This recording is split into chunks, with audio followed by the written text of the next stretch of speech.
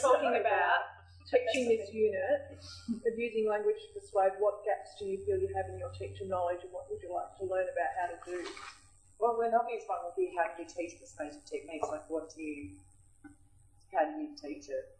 Because I've been teaching it for a long time, but I think that my biggest concern is, how do I ensure that I don't fall back into habits of teaching and forget that I have a really broad range of kids. Actually, I'm seriously going to ask, can someone remind me what writing to learn is?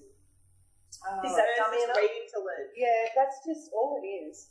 I can jump in. Yeah, my students from the beginning of the year, and I can't remember who actually brought up this double journal. It might have been a PD I went to actually, that had this double journal where they reflect on their writing as they're writing. So, and I used it with my year 11s and 12s as well.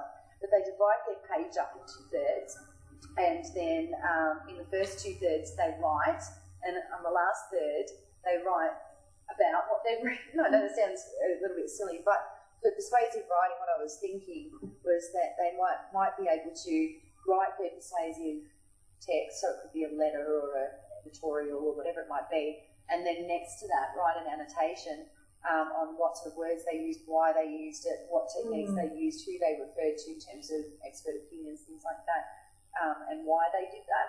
And it's just really handy. I found with them, with their writing at the beginning of year 7, that it got them to reflect on things that we've learned in class. So if we taught a particular skill, so it might be, I'll just use metaphors and similes again as an example. If we were working on a skill and doing explicitly teaching metaphors and similes, then I would get them to write a piece, maybe in their writing to learn section of the lesson, write a piece that used metaphors and similes and have to actually annotate next to it where they've used it and how they've used it.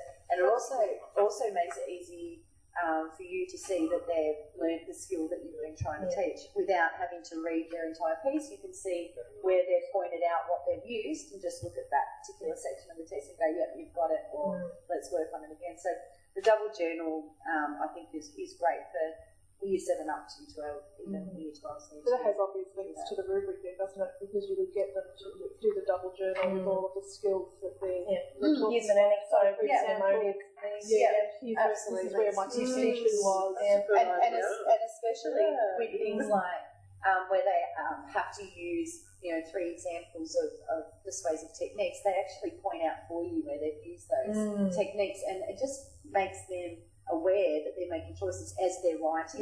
They're making persuasive choices. So I found that it worked really well for them. When they were in year 7, that helped them. Have you got one that we could scan in, so we show it on the data? I've got a few examples. I can definitely. Because I think my kids would understand and be able to pick it up. No, I can do that. I can scan a couple in. But I've got a few really good examples. So some of the kids are better at it than others.